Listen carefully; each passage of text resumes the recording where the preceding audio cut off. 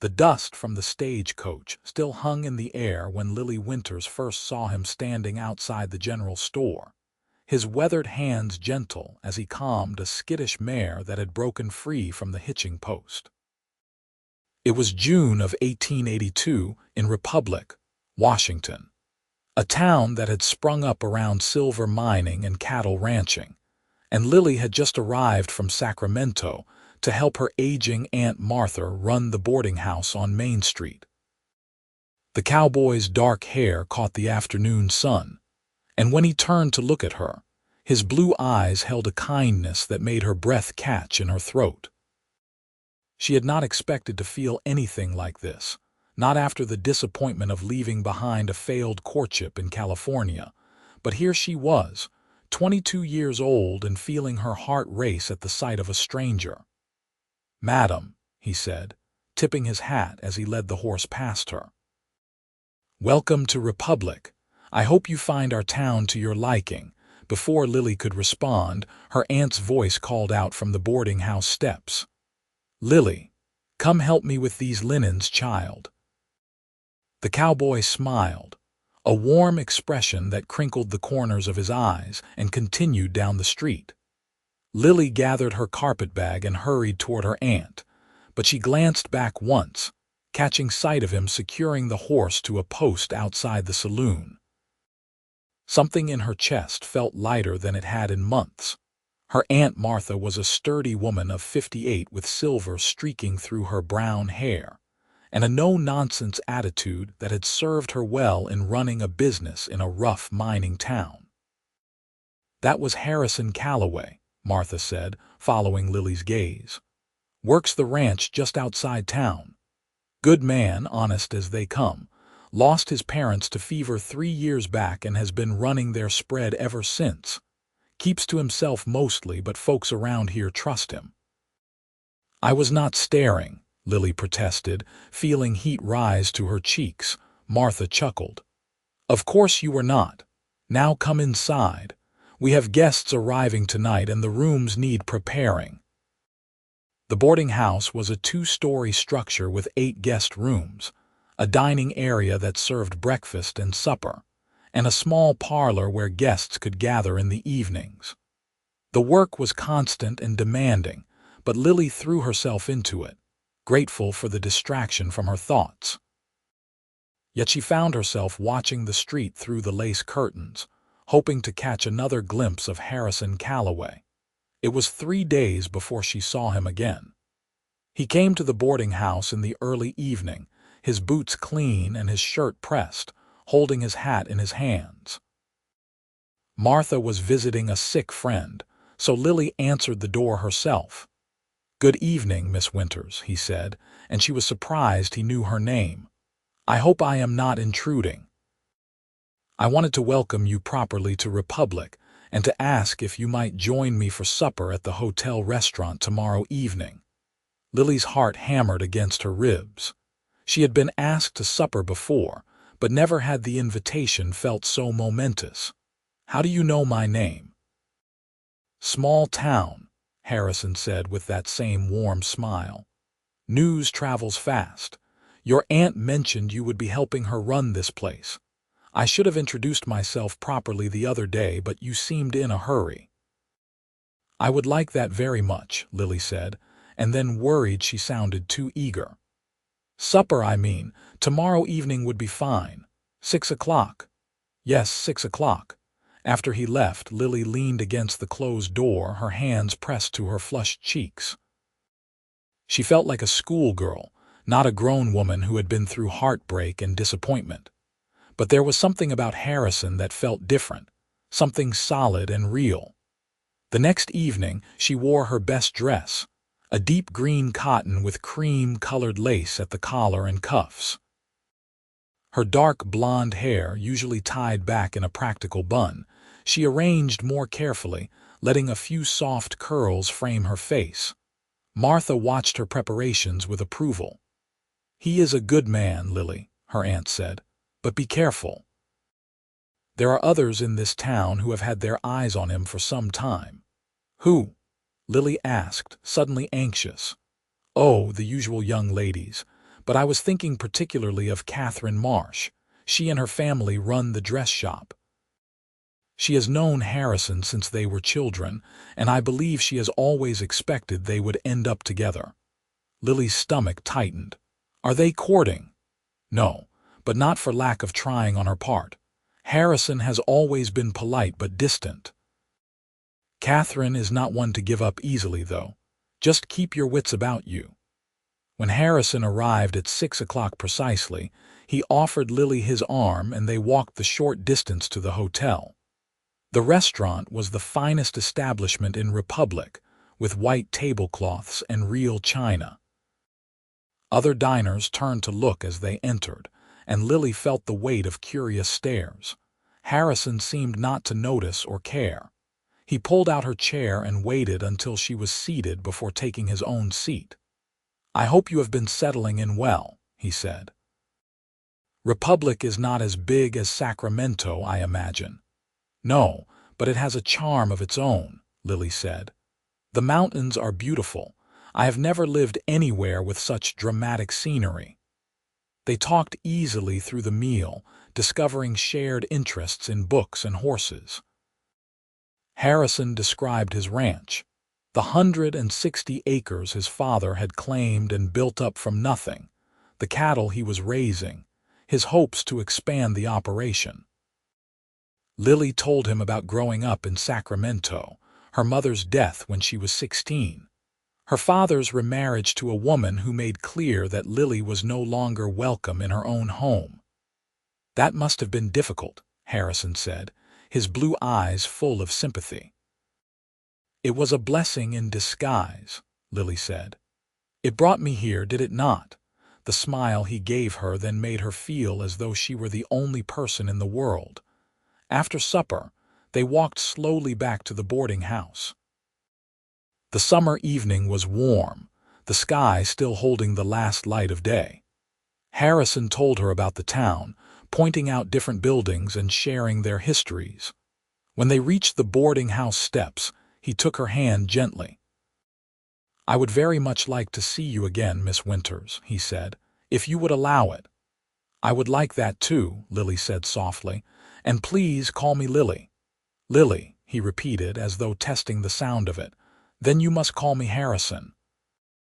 He lifted her hand to his lips, a gesture that felt both old-fashioned and perfect, and then he was gone into the gathering darkness. Over the next 3 weeks, Harrison called on Lily regularly.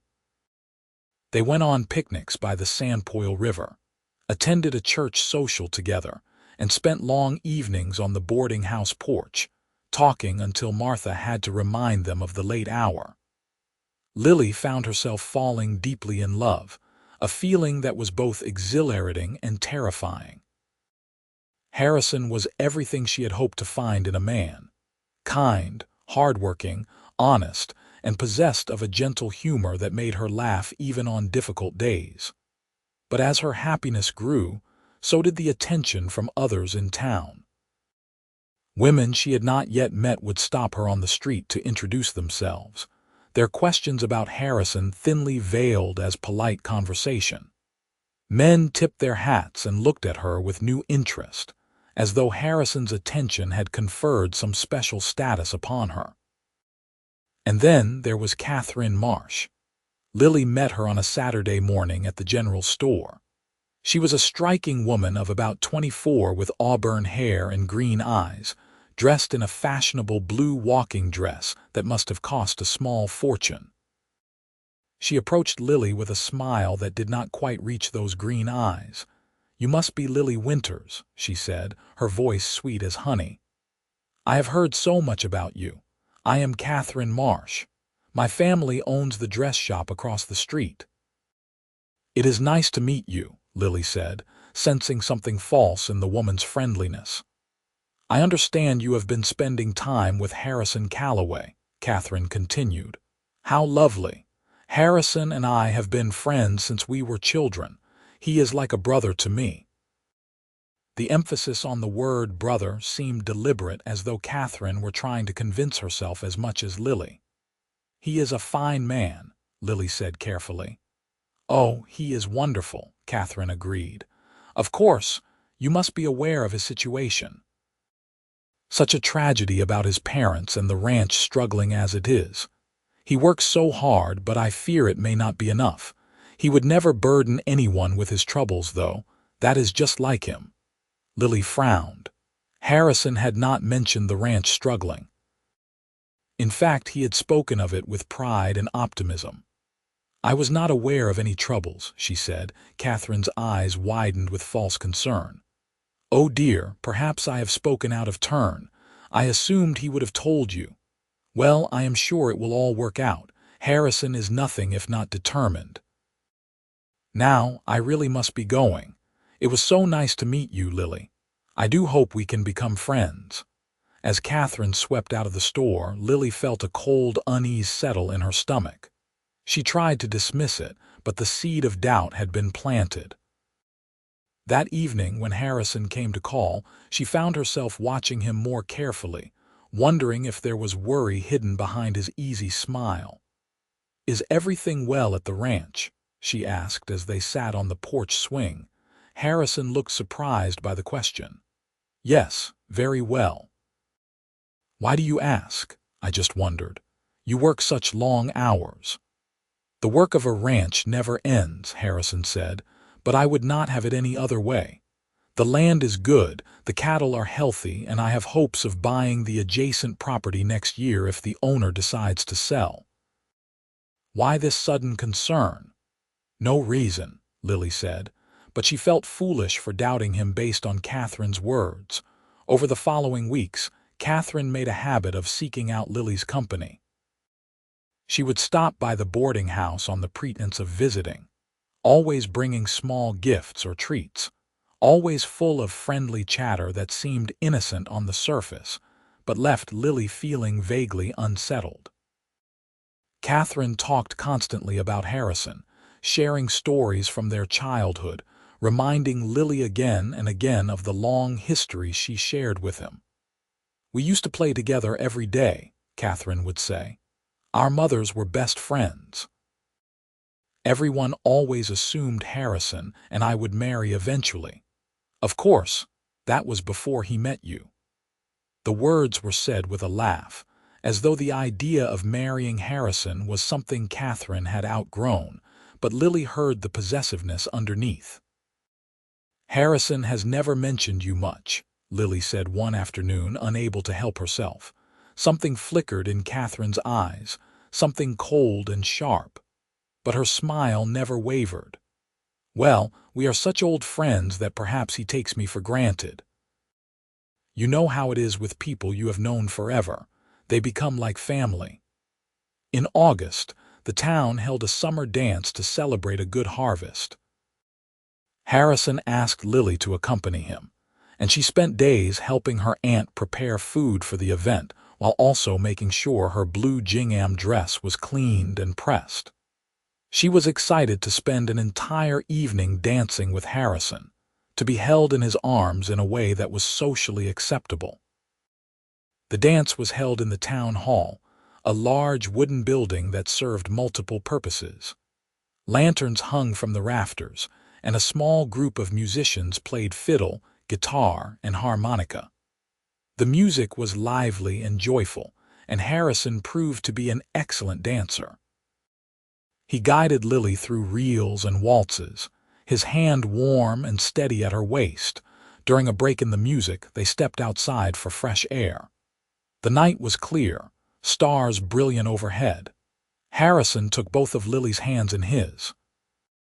"I have something I want to ask you," he said, his voice serious. "These past months with you have been the happiest I have known. You have brought light into my life, Lily. I find myself thinking of you every moment we are apart. I know we have not known each other long, but I am certain of my feelings. I love you, Lily Winters, and I would be honored if you would consider becoming my wife." Lily's eyes filled with tears. "Yes," she whispered. "Yes, Harrison, I love you too. I would be honored to be your wife." He pulled her into his arms, holding her close, and she felt as though her heart might burst with happiness. When he kissed her, gentle and reverent, she knew she had found the place where she belonged. They returned to the dance to share their news, and well-wishers surrounded them immediately. Martha embraced Lily with tears in her eyes, and various townspeople offered congratulations. But across the room, Lily saw Catherine standing alone, her face pale and her green eyes fixed on Harrison with an expression of such naked longing and fury that Lily felt a chill despite the warm room. Catherine left the dance shortly after, but the next morning she appeared at the boarding house, all smiles and congratulations. "I heard your wonderful news," she said, embracing Lily as though they were the closest of friends. "I am so happy for you both. You must let me help with the wedding preparations. I insist." Lily, feeling she could hardly refuse, agreed, and so Catherine became a constant presence in the weeks that followed. She offered suggestions for the wedding, helped Lily choose fabric for a new dress, and seemed genuinely invested in making sure everything was perfect. Lily began to feel guilty for her earlier suspicions. Perhaps Catherine really did think of Harrison as a brother. Perhaps she truly wanted them to be happy.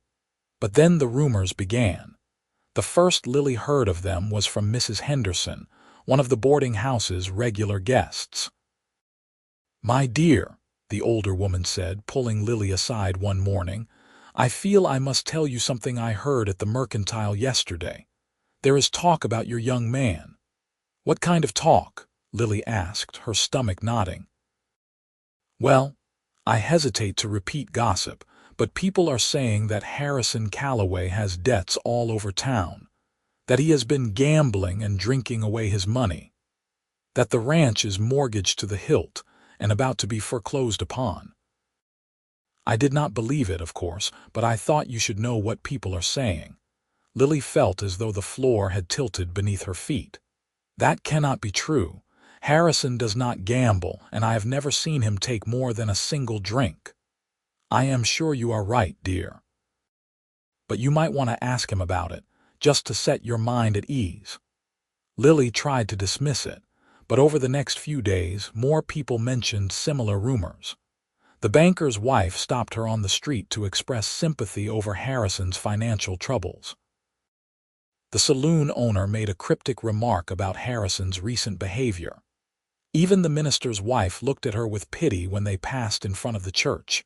Finally, confused and hurt that Harrison had not confided in her about these supposed troubles, Lily confronted him.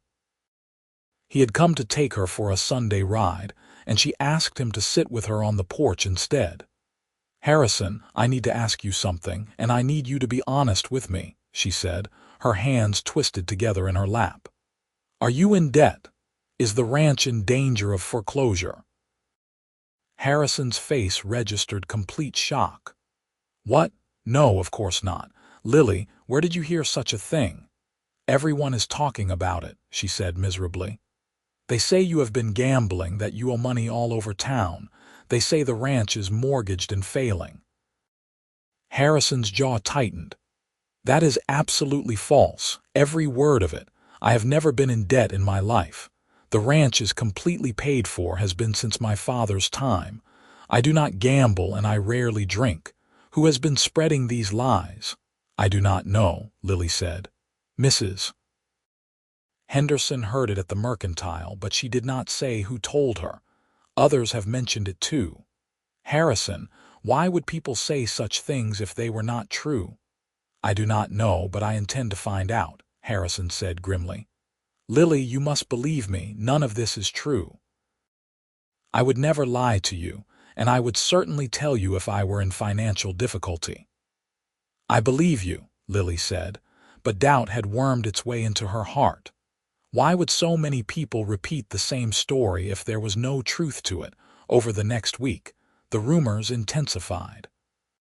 Someone claimed to have seen Harrison drunk outside the saloon at midnight. Another person said he had witnessed Harrison losing a large sum at a poker game in the next town over. A woman said she had overheard Harrison arguing with the bank manager about a loan. Harrison denied everything, but the stories kept coming. Lily found herself pulled in two directions. Her heart told her to trust the man she loved, but the constant barrage of rumors made her question her own judgment. Had she been fooled? Had she fallen for a man who was not what he seemed? Catherine was sympathetic and supportive through it all. She visited Lily almost daily, bringing tea and sympathy, listening to Lily's worries and fears. "I am sure there is some explanation," Catherine would say. "Harrison is a good man, but sometimes even good men make mistakes. And if he is in trouble, perhaps it would be better to know now before you are married." "But he denies all of it," Lily said. "He says none of the rumors are true." Catherine bit her lip, looking troubled. "I hate to say this, Lily, but I saw something the other night. I was walking home late from the shop, and I saw Harrison coming out of the saloon. He was unsteady on his feet, and there was a woman with him. I did not want to tell you, but if he is lying to you about other things—" "A woman!" Lily's voice came out as a whisper. "I could not see her clearly in the dark. I am probably mistaken. I am sure there is an innocent explanation. But the damage was done. That night when Harrison came to call, Lily told him she needed time to think. She asked him not to visit for a few days, to give her space to sort through her feelings. Harrison looked devastated. "Lily, please, you have to believe me. I do not know who is spreading these lies or why, but they are lies. I love you. I have never lied to you, and I never would." "I need time," Lily repeated, her voice breaking. "Please, Harrison." He left, his shoulders slumped, and Lily cried herself to sleep that night. Catherine increased her visits, always full of concern and comfort. She brought Lily her favorite tea, sat with her for hours, and listened as Lily poured out her heart. "You deserve better than this," Catherine said. "You deserve a man you can trust completely. If Harrison is keeping secrets from you now, what will he hide after you are married?" "I do not know what to believe anymore," Lily admitted. "Perhaps you should break the engagement," Catherine suggested gently. "Just temporarily, you understand. Give Harrison time to sort out his affairs. If he truly loves you, he will understand. And if the rumors turn out to be false, you can always renew the engagement later." It seemed like reasonable advice. Lily drafted a letter to Harrison, breaking their engagement and asking him not to contact her until he could prove the rumors false. She gave the letter to Catherine to deliver, as she could not bear to face Harrison herself. Catherine took the letter with sympathetic eyes. "You are doing the right thing," she said. "I will make sure he gets this." But instead of delivering the letter to Harrison, Catherine tucked it into her reticule and burned it in her fireplace that evening. Then she composed her own letter, copying Lily's handwriting as best she could. The letter she delivered to Harrison was cruel and cold.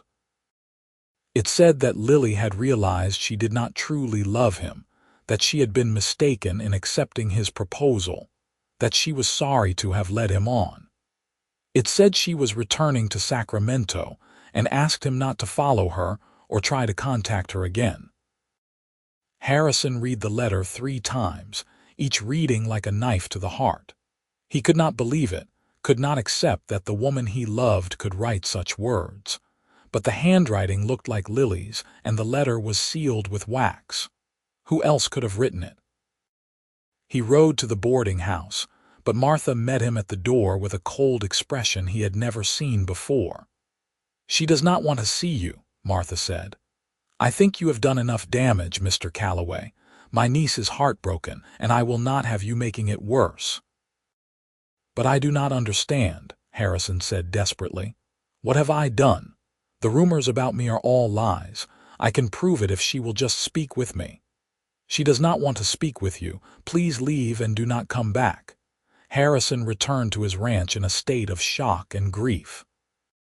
He could not eat, could not sleep. The woman he loved had cast him aside, and he did not know why. The rumors that had circulated about him had died down after he confronted several of the people spreading them and threatened legal action for slander, but the damage had been done. He had lost Lily. Meanwhile, Lily waited for a response to her letter. Days passed, then a week, and Harrison did not come. Catherine reported that she had delivered the letter and that Harrison had read it without comment, then walked away. "I think he is angry," Catherine said. Men do not like being questioned, especially proud men like Harrison. "Perhaps this is for the best, Lily. A man who truly loved you would have fought for you." Lily's heart broke a little more each day. She had expected Harrison to respond, to defend himself, to provide proof that the rumors were false.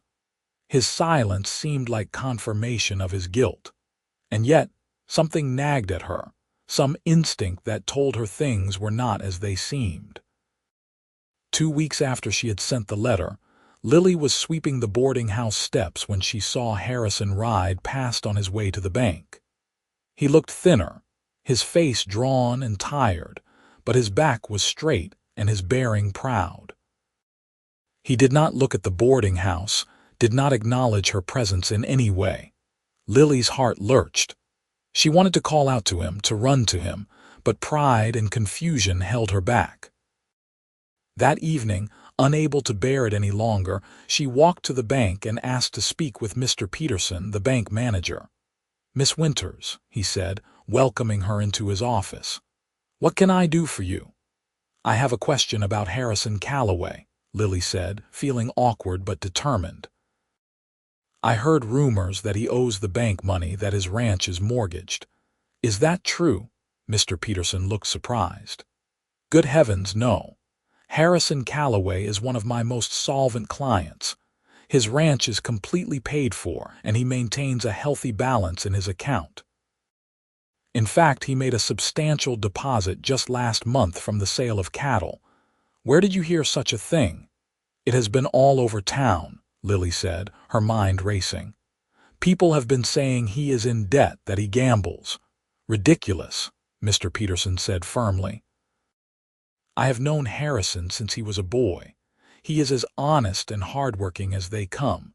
Someone has been spreading malicious lies about him, and when I find out who, I will have words with them." Lily left the bank in a daze. If the financial rumors were false, what else had been a lie? She went next to the saloon, where the owner, a burly man named Tom, confirmed that Harrison rarely came in and never drank to excess. "I heard those rumors too," Tom said, shaking his head. "Nonsense, all of it. Harrison Calloway is one of the most decent men I know." Lily's next stop was the general store, where she questioned Mrs. Anderson about who had first started the rumors. The older woman thought for a moment. "You know, now that you mention it, I believe it was Catherine Marsh who first told me." She seemed very concerned about Harrison, and said she thought someone should warn you before you married into trouble. Catherine. The name fell into Lily's mind like a stone into still water, sending ripples of realization in all directions. Catherine, who had been so supportive and sympathetic. Catherine, who had delivered the letter to Harrison. Catherine, who had known Harrison since childhood and had never hidden her belief that they should have ended up together. Lily ran back to the boarding house, her heart pounding. She burst into the parlor where Martha was mending linens.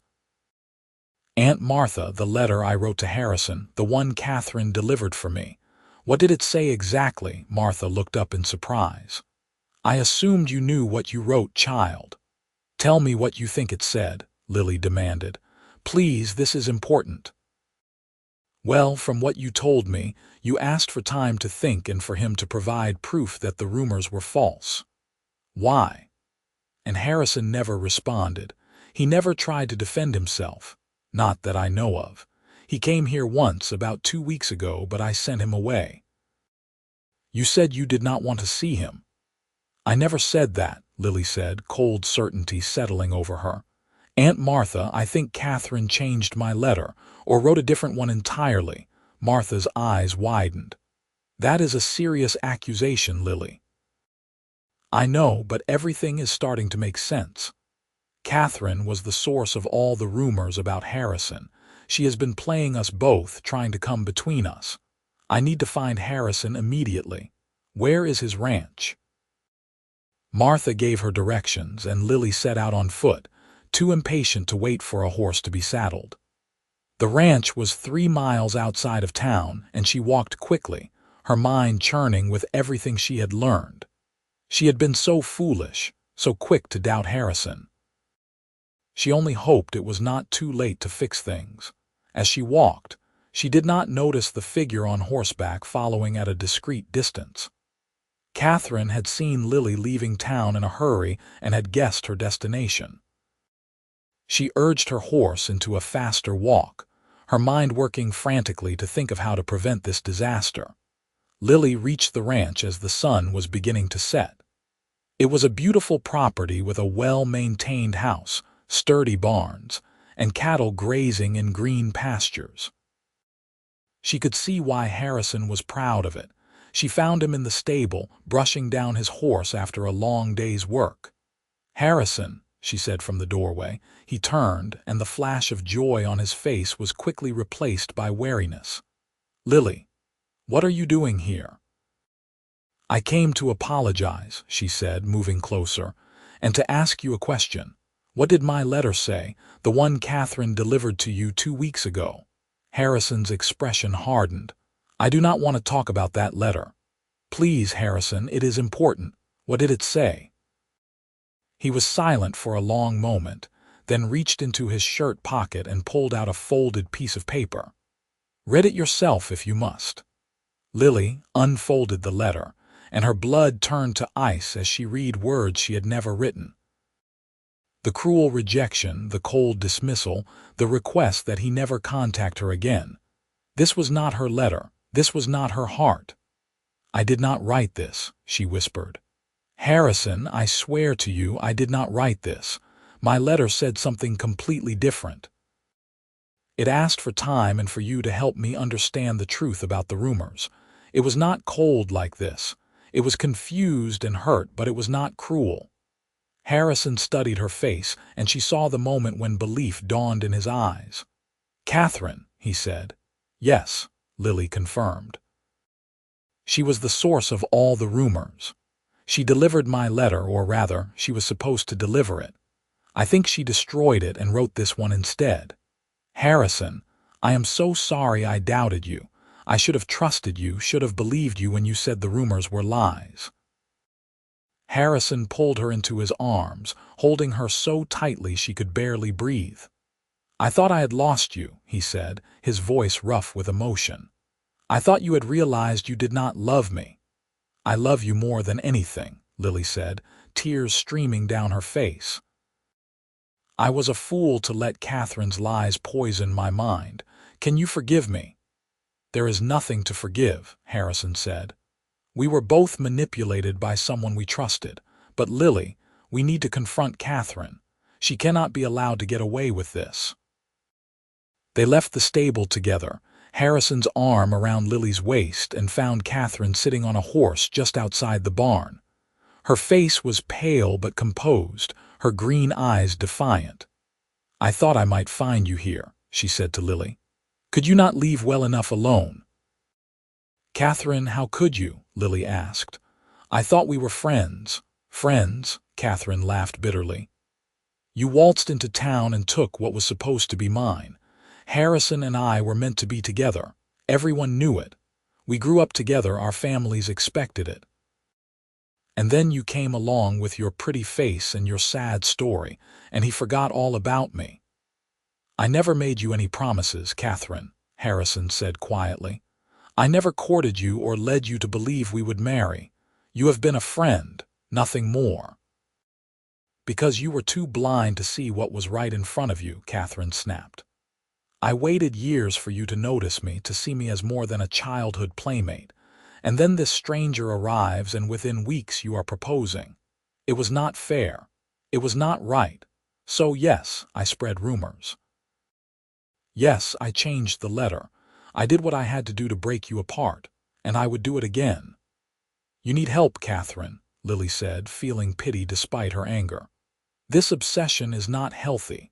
Harrison does not love you and he never will. You have to accept that and move on." "I will never accept it," Catherine said. "If I cannot have him, neither can you. I will tell everyone in town that you two are living in sin, that you broke your engagement for a reason. I will ruin your reputation, Lily Winters. No one will believe your word over mine. My family has been in this town for 20 years. You have been here 3 months. Actually, I think people will believe us," said a new voice. All three of them turned to see Martha standing at the edge of the property, accompanied by Mr. Peterson, Tom from the saloon, and Mrs. Anderson from the general store. Behind them were several other townspeople. "We heard everything," Martha said, her voice hard. "We followed Lily out here when Catherine started trailing her. We were worried about what Catherine might do, and we heard her confession just now." Catherine's face went from pale to ashen. "You cannot prove anything. We have a dozen witnesses who heard you admit to spreading lies and forging a letter," Mr. Peterson said sternly. "Those are serious offenses, Miss Marsh. Your family's reputation will not protect you from the consequences of this." Catherine looked around at the gathered crowd and her defiance crumbled. Tears spilled down her cheeks. "I just loved him," she whispered. "I loved him for so long." "Love does not give you the right to hurt people," Lily said, her voice gentle despite everything. "You need to leave us alone, Catherine. You need to let go." Catherine turned her horse and rode away, her back rigid with humiliation and defeat. The crowd began to disperse, offering congratulations and apologies to Harrison and Lily. Martha hugged her niece tightly. "I am proud of you for figuring it out," she said. "And I am sorry I sent Harrison away that day. I should have known better." "We all should have known better," Mr. Peterson said. "Harrison, I apologize for not speaking up sooner when I heard those rumors. I should have defended your character publicly." "Thank you," Harrison said. "All of you, thank you for coming out here and for standing by us." After everyone had left, Harrison and Lily stood together in the gathering darkness, his arms around her and her head resting on his chest. "I still want to marry you," Harrison said, "if you will still have me." "Yes," Lily said. 1,000 times yes." They were married 3 weeks later in a simple ceremony at the church, with Martha and most of the town in attendance. Catherine and her family had left Republic shortly after the confrontation, moving to Seattle where Catherine's father hoped to start fresh. Lily felt sorry for the other woman, understanding how love could twist into something destructive when it was not returned. But she was also relieved to have that chapter closed. The wedding was everything Lily had dreamed of. She wore a white dress that Martha had helped her sew, with lace at the collar and cuffs. Harrison stood at the altar in his best suit, his eyes never leaving her face as she walked down the aisle. When the minister pronounced them husband and wife, and Harrison kissed her, Lily felt complete for the first time in her life. The wedding reception was held at the boarding house, with tables of food spread out in the yard and music playing late into the night. Neighbors and friends celebrated with them, offering toasts and well wishes. As the sun set and lanterns were lit, Harrison led Lily in a dance under the stars. "Thank you for seeing through the lies," Lily whispered. "Thank you for waiting for the truth." "I always knew something was wrong," Harrison admitted. "The letter did not sound like you. The coldness in it, the cruelty, that was never who you were. I was heartbroken, but I also did not believe it, not really. When you came to the ranch that day, I knew we would find our way back to each other." "You have extraordinary faith," Lily said. "I have faith in us," Harrison corrected, "and I always will." They moved into the ranch house together, and Lily threw herself into learning how to be a rancher's wife. She helped with the cattle, learned to ride better, planted a garden, and worked alongside Harrison from dawn until dusk. The work was hard but satisfying, and she loved every moment of it. She loved waking up next to Harrison, loved the way he looked at her over breakfast, loved the feel of his arms around her at night. In October, Martha came to visit and announced that she was considering selling the boarding house. "I am getting too old to run it by myself," she said. "And with you gone, Lily, it feels too big and empty." "What will you do?" Lily asked, worried about her aunt. "I have been thinking about moving in with my sister in Portland," Martha said. "We have always gotten along well and she has a spare room. But I wanted to make sure you were settled and happy first." "I am very happy," Lily assured her. "Harrison is everything I could have wanted, but I will miss you terribly." "You will visit," Martha said firmly, "and I will come back to Republic from time to time. You are not rid of me yet, child." That winter was cold and snowy, but the ranch house was cozy and warm. Harrison had built it well, with thick walls and a large fireplace that could heat the main rooms. He and Lily spent long evenings reading together, planning improvements to the ranch and dreaming about the future. In March of 1883, Lily discovered she was pregnant. She told Harrison one evening after supper, watching his face light up with joy and wonder. "A baby," he said, gathering her into his arms. "We are going to have a baby." "Are you happy?" Lily asked, though she could see the answer in his eyes. "I am more than happy. I am blessed beyond measure. You have given me everything, Lily. A home, a family, a purpose beyond just working the land. You have given me a reason to build something lasting." The pregnancy was not easy. Lily suffered from morning sickness that lasted well into the afternoon, and the summer heat made her uncomfortable and tired. But Harrison was attentive and patient, taking on extra chores so she could rest, bringing her cool water and fanning her when the heat became oppressive. His tenderness during those months made her love him even more deeply. In November, with the assistance of the town's midwife, Lily gave birth to a healthy baby boy. They named him Henry, after Harrison's father, and he had his father's dark hair and his mother's gray-green eyes. Harrison held his son with a mixture of awe and terror, afraid he might break the tiny, perfect being. "You are a natural," Lily said, watching her husband cradle their baby. "I do not feel like a natural," Harrison admitted. "I feel like I have no idea what I am doing." "None of us do," Lily said. "We learn as we go." And they did learn together. They navigated sleepless nights and colic, first smiles and first steps.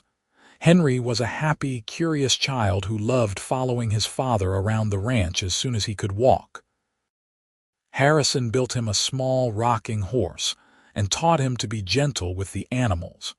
Martha came to visit from Portland and stayed for a month, delighting in her great-nephew and helping Lily adjust to motherhood. She had sold the boarding house to a young couple from Montana, and they were doing well with it. "You started something good in Republic," Martha told Lily. "That is something to be proud of." 2 years later, Lily gave birth to a daughter they named Rose. She was small and fierce from the beginning, with blonde curls and blue eyes that matched Harrison's exactly. Henry was initially jealous of the new baby, but he soon became her devoted protector, bringing her toys and singing to her when she cried. The ranch prospered as the years passed. Harrison expanded the herd, bought the adjacent property he had hoped for, and built a larger barn. Lily's garden grew each year, producing vegetables and flowers that she preserved and dried for the winter months. They hired help during the busy seasons, and several young men came to learn ranching from Harrison, who had a reputation for being a fair and skilled teacher. In the spring of 1888, they heard news from Seattle. Catherine Marsh had married a merchant and seemed, by all accounts, to be happy.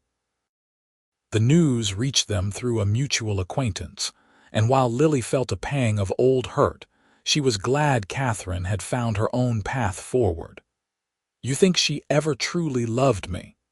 Harrison asked one evening as they sat on the porch watching the sunset.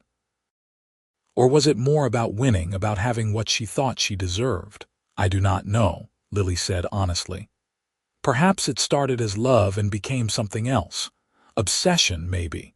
The need to control. Either way, I am glad she found happiness elsewhere.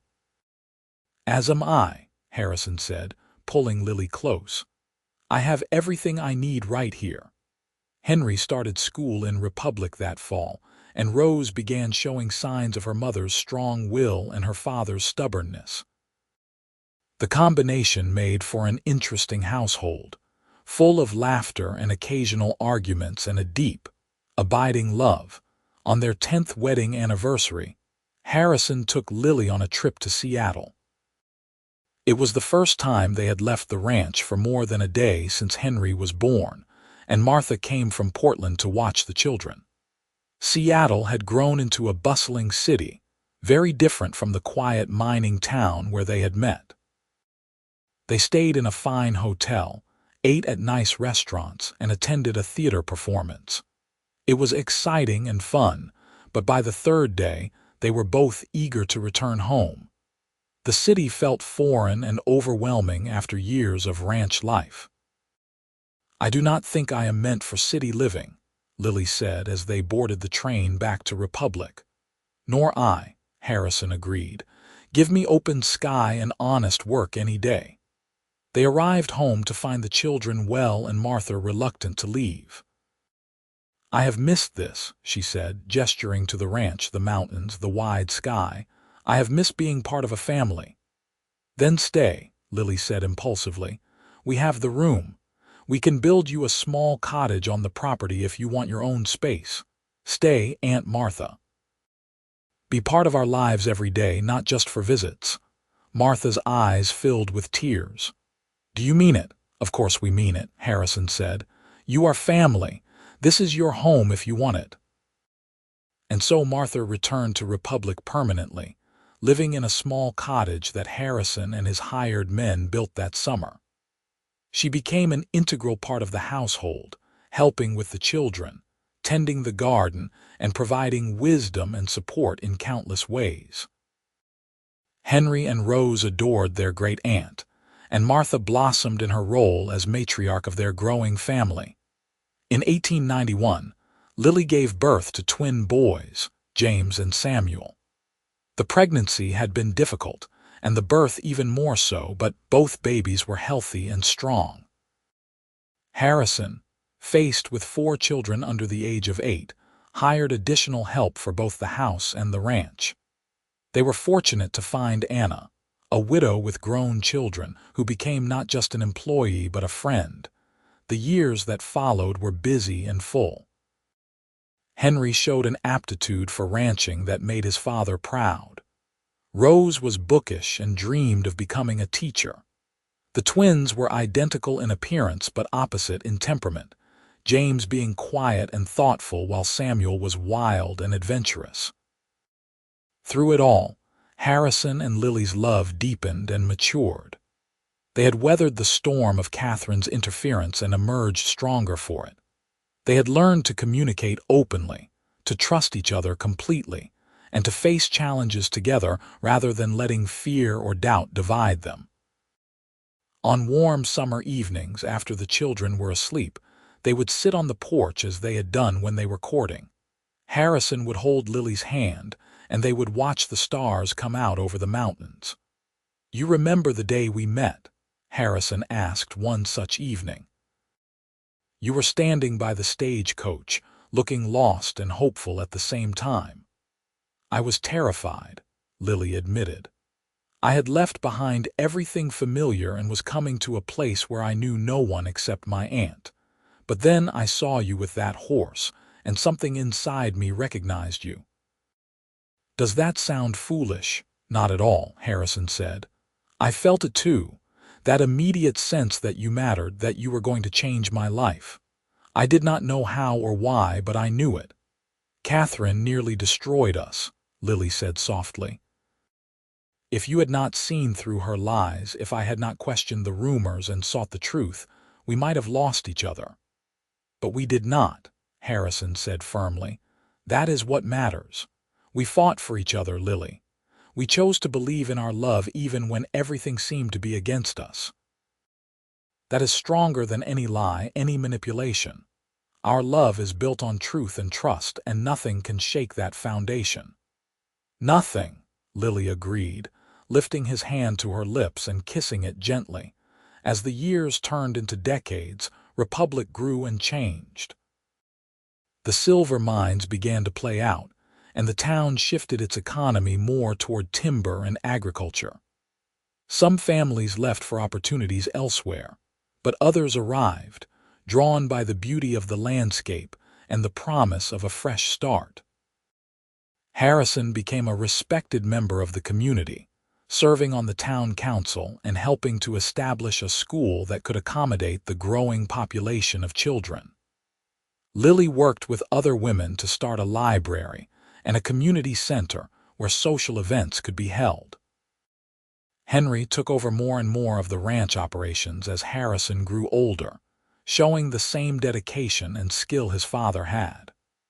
Rose did indeed become a teacher, taking a position at the Republic School and proving to be both beloved and effective. James studied law and eventually opened a practice in town, while Samuel, true to his adventurous nature, joined the cavalry and sent long letters describing his experiences in different parts of the country. In 1910, Harrison and Lily celebrated their 28th wedding anniversary with all 4 of their children present, along with their spouses and a growing number of grandchildren. The ranch house had been expanded over the years to accommodate gatherings like this, and it rang with laughter and conversation. Martha, now in her 80s, sat in a place of honor, accepting the love and gratitude of the family she had helped build. Her hair was white and her movements slow, but her mind was sharp and her heart full. "You did well, Lily," she said to her niece as they watched the chaos of children and grandchildren playing in the yard. "You built something beautiful here, a real family, a real home. I am proud of you." "I could not have done it without you," Lily said, hugging her aunt. "You gave me a place to start when I had nothing. You supported me when I doubted myself. You have been my rock." "And you have been my joy," Martha said simply. Harrison found Lily later, as the sun was setting and guests were beginning to depart. He took her hand and led her away from the house to a spot on a hill where they could see the entire ranch spread out before them. "What are you thinking?" Lily asked, studying his profile. He was 53 now, his dark hair silver at the temples, lines etched around his eyes from years of sun and wind. But to her, he was as handsome as the day she had first seen him outside the general store. "I am thinking about how lucky I am," Harrison said. "How one chance meeting changed everything. How you took a risk on a cowboy you barely knew. How we survived lies and doubt and built a life together that exceeded my wildest dreams." "I am the lucky one," Lily said. "You saw through Catherine's manipulations. You trusted your instincts about me, about us. A lesser man would have believed those lies, would have given up when things became difficult. But you fought for our love. You never stopped believing." "Because you were worth fighting for," Harrison said simply. "You still are. Every single day, I wake up grateful that you chose me." They kissed as the sun sank below the mountains, painting the sky in shades of gold and pink and purple. Behind them, the house was lit with lanterns and filled with the sound of their family. Before them stretched the land they had worked together to build into something lasting and good. It was not the ending Lily had imagined when she arrived in Republic all those years ago, young and uncertain and running from disappointment. It was better.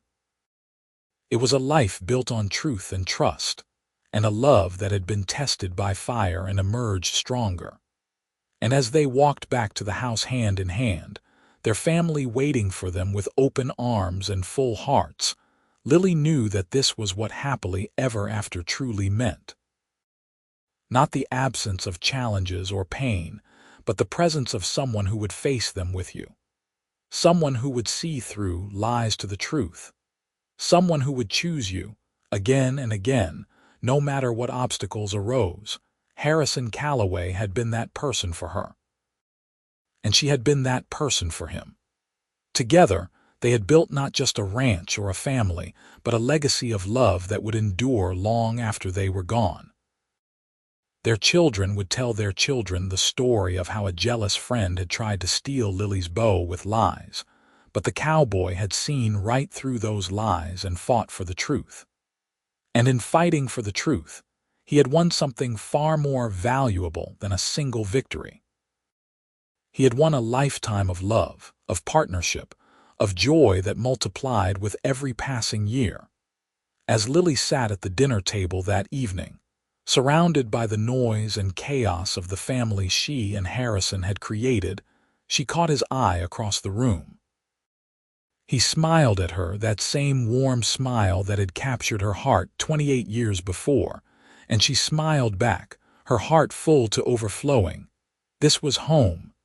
This was love. This was the life they had chosen together, despite every obstacle, despite the lies and doubts and fears that had threatened to tear them apart. They had held fast to each other and to the truth, and that had made all the difference.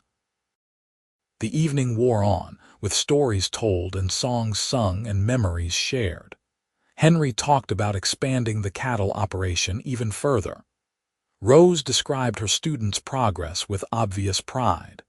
James shared news of a case he had won that would help a family keep their land. Samuel regaled them with tales of his adventures in Arizona, making even the most mundane patrol sound exciting. The grandchildren played games and begged for sweets until their parents corralled them toward bed. Martha dozed in her chair by the fire, a peaceful smile on her aged face. Anna bustled about clearing dishes and shooing away offers of help, insisting that this was a night for celebration, not work. Finally, as midnight approached and the last guests departed, Harrison and Lily found themselves alone in the quiet house. They moved through the familiar rooms, extinguishing lanterns and checking that all was secure, a routine they had performed thousands of times over the years. In their bedroom, with moonlight streaming through the windows, they prepared for bed in comfortable silence. Harrison hung his vest on the chair where he always hung it. Lily unpinned her hair and brushed it out, watching in the mirror as Harrison moved about the room. "I love you," she said suddenly, turning to face him. "I do not say it enough. I love you with everything I am. You are the best decision I ever made." Harrison crossed to her and cupped her face in his hands. "I love you too, more than words can express. You are my heart, Lily. You always have been." They held each other in the moonlight. Two people who had started as strangers and had become one through years of choosing each other, of facing life's challenges side by side, of building something beautiful together out of love and trust and unwavering commitment. Outside, the wind whispered through the trees and rustled the grass in the pastures. Cattle lowed softly in the distance. An owl hooted from the barn roof. The ranch slept, secure and peaceful under the watchful stars.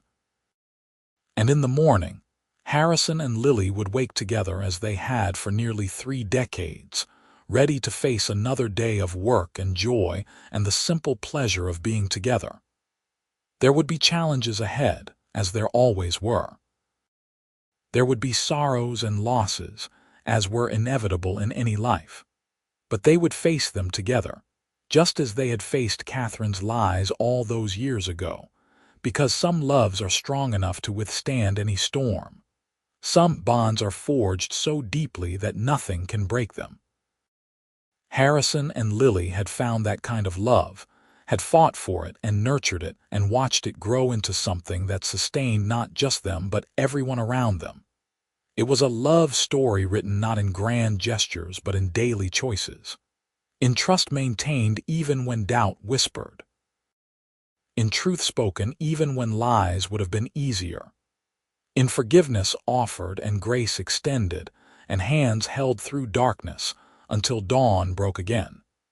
It was the kind of love that built families and communities and legacies that lasted generations. The kind of love that turned jealous friends, lies into nothing more than a footnote in a much larger, more beautiful story. And as Harrison and Lily finally fell asleep in each other's arms, the ranch quiet around them and their family safe under their roof, they knew with absolute certainty that they had found something rare and precious.